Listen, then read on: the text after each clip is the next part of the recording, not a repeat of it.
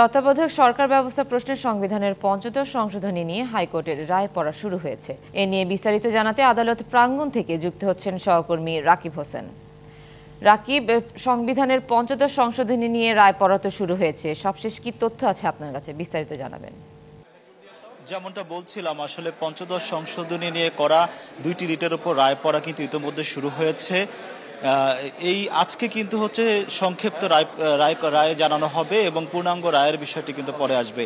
আমি আরেকটি একটু বিষয় জানিয়ে রাখি যে হচ্ছে যে এই তত্ত্বাবধায়ক সরকার ব্যবস্থা বাতিল সহ বেশ কয়েকটি বিষয় নিয়ে কিন্তু হচ্ছে ৫০ সংশোধনীর বিষয়টা হচ্ছে ২০১১ সালে হচ্ছে জাতীয় সংসদে পাশ হয়।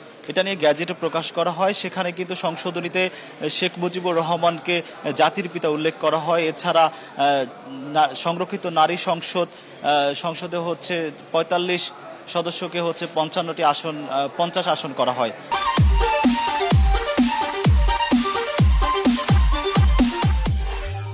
এছাড়া হচ্ছে রাষ্ট্র ক্ষমতা ব্যবহার করে যারা হচ্ছে রাষ্ট্রদ্রোহ অপরাধ করবে তাদের সর্বোচ্চ শাস্তির আওতায় আনার বিষয়টিও কিন্তু যুক্ত করা হয়।